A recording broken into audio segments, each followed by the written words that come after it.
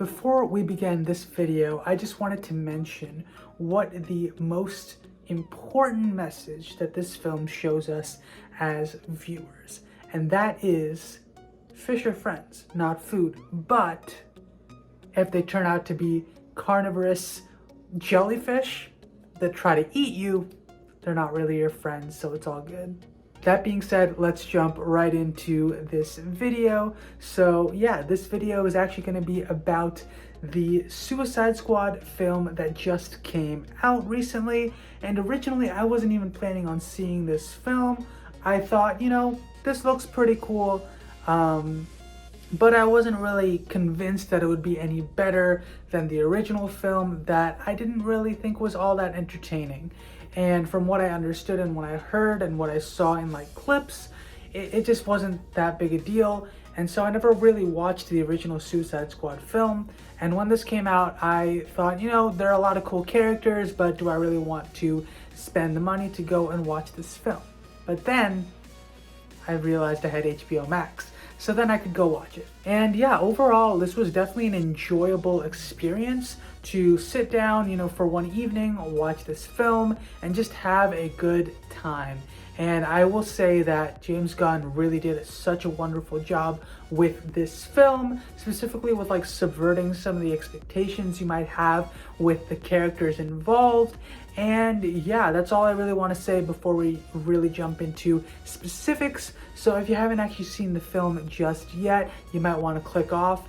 Just know that I do recommend that you watch this film, so long as you don't have any issues with blood and gore and stuff like that. So yeah, that being said, the first thing I will discuss about the actual film is the disposability of the villains in this universe. And I must say, like, Amanda Waller's actions and the way that she treats the criminals that she recruits for the Suicide Squad, she really treats them very, very poorly, in the sense that she does not care if they live or die. And even if they are running away to save their lives, Amanda Waller will just explode your head.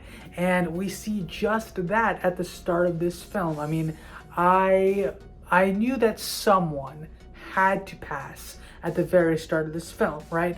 I assumed it would be maybe one character, just to reintroduce the premise of how Amanda Waller will actually blow your brains out if you do not comply with her demands. But instead, they decided to pretty much kill off the entire initial team that is sent to the island that we are on throughout this journey. I don't remember what the island was, but it's just, to me, that doesn't really matter. The actual political aspects or the place that we actually are don't fully matter in the story, apart from we are trying to stop some corrupt government from taking over and controlling a new project that could bring about the end of the world. Beyond that, you don't really have to know who the villains are, and it's fine for this film. It works, and it all meshes together in such a way that you don't really care who the villains are. It's just nice to see them getting blown to bits. Now, back to Amanda Waller's actual treatment of the characters, and I want to specifically mention how she recruits Bloodsport. And the idea here is that Amanda Waller has actually tried to recruit him on multiple occasions, and he is just refused because he is not interested in joining the Suicide Squad.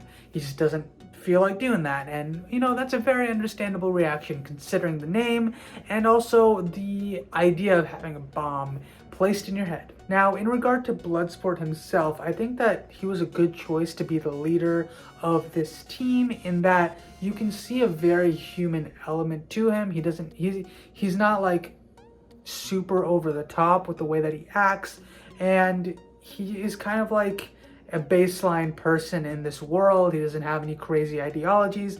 He just seems to be a mercenary for hire who got caught, and he happens to have a daughter who ends up being used against him by Amanda Waller to be manipulated into joining the Suicide Squad. Now, That to me felt super real, specifically when you see Bloodsport and his daughter in that scene where they're just screaming at each other, and you can tell that this just is not a positive environment for either of them, and it just felt super real to me, and I loved that for the start of this film, specifically because of how crazy things get later on and how insane some of the powers and abilities some of these characters look like the way that some of these characters look, specifically like King Shark and Weasel, like being in that world with these fantastical looking creatures, and even Starro as well. Having that human element where, you know, it's very real struggles going on and you really humanize a character that is extremely flawed and terrible. It just does such a good job doing that at the very start. I also really enjoyed the combination of Bloodsport and Peacemaker, and I thought even like Rick Flagg, I think that's what his name is, when all three of them had their little dynamic, it seemed very cool, like the escape from the armored vehicle, the whole like competitive nature that took place between Bloodsport and Peacemaker when they infiltrated the base. And I mean, that scene in and of itself was probably one of my favorites, if not my favorite, throughout the entire film, because it just seemed so fun and lighthearted despite what they were actually doing, which was, you know, killing off a bunch of people. And yeah, I gotta say, those two, their dynamic was really, really good. John Cena, I mean, he's really good at being a comedic actor, and that really shows in this film as well. More specifically with Peacemaker though, I do want to understand his ideology just a little bit more. I mean, he is very open about the idea that he will kill anyone so long as he is protecting the United States in some diluted manner.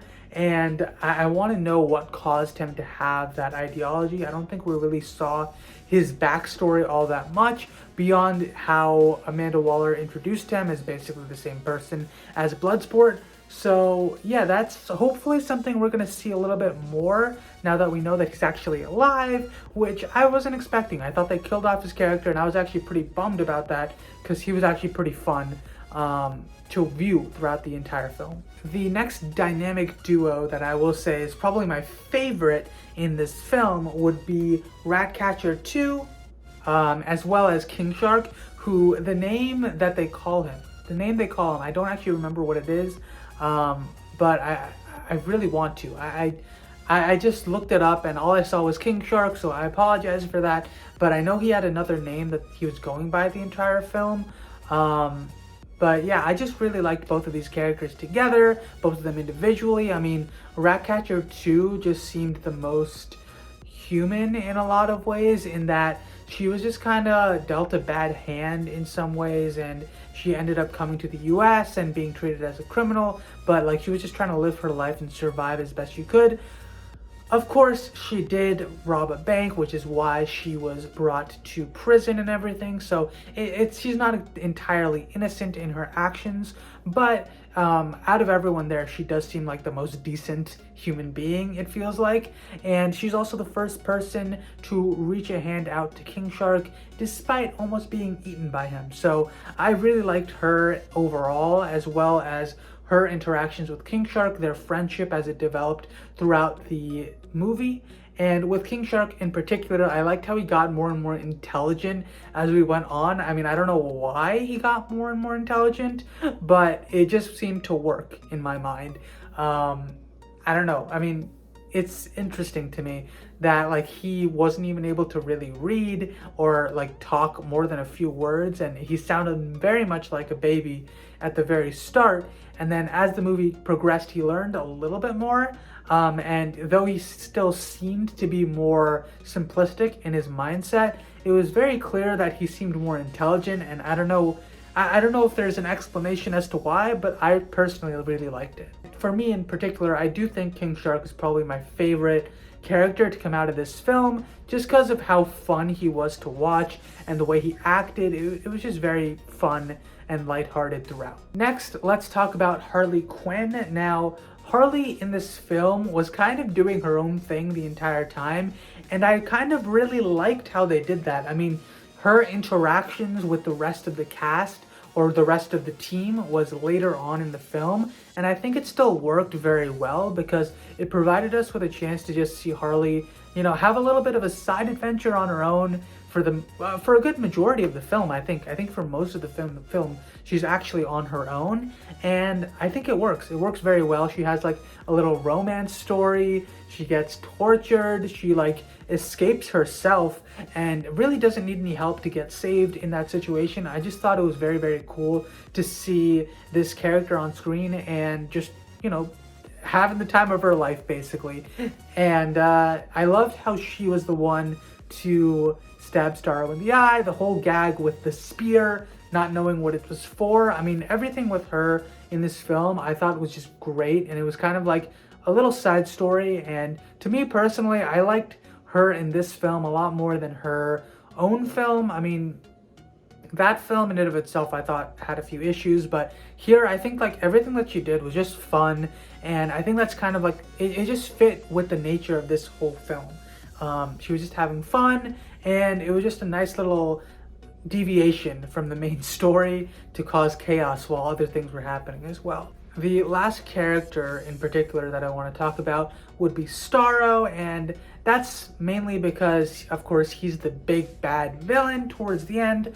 Although, I mean, there isn't really too much to say beyond like, this is just such a really cool concept to me. I mean, I don't know too much about Starro. I think he was an early Justice League villain way back when. I think he may have been the first villain when the Justice League was first introduced, but I can't be sure about that. I don't know anything too much beyond that about Starro, beyond his abilities, which are actually used in the film as well. So beyond what was actually shown in the film, I never really knew too much about Starro. So I really enjoyed their implementation of him in this film, especially because I felt like he just didn't fit into the grittier aspects of the MCU, or not MCU, the DCEU, as it was pre-existing. So having him in this film as a villain and having it very lighthearted, and the way that he, like his color scheme and everything, it just fit very well with this film. Also, his powers are terrifying. I mean, I will say that. The idea that he will just like spew these little starfishes out of his like body, and then if they touch your face, you end up just being a zombie drone corpse for the rest of your life, and it's really just an extension of the existing Starro entity. That's crazy. I mean, I don't know about that one.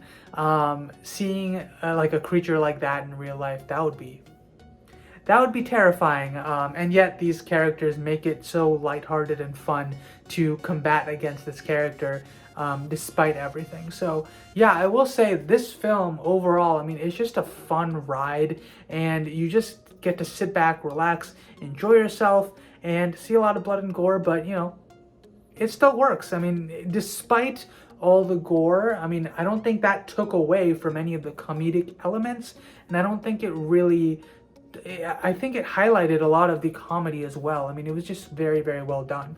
So yeah, before we end this video, I just wanted to mention in terms of Polka Dot Man, I didn't really have much to say about him. I mean, I thought he was fine. I mean, he just seemed like the most forgettable and least interesting character, and that was mainly because they didn't provide us with much of his backstory. Although I do understand that, within that time frame, it's hard to go in depth with each and every character. So it is understandable, but also because of that, I'm fine that he ended up being the character to die. Although I did very much like, again, his interactions with the other characters and his comedic timing and everything. It all fit very, very well together. It's just me personally, I didn't think he was all that important towards the end, and I was fine with his passing. In a similar vein, I mean, Rick Flagg, he was kind of there. I think he was actually the least important out of all the characters, despite him being, I think, in the original Suicide Squad film, from what I understand.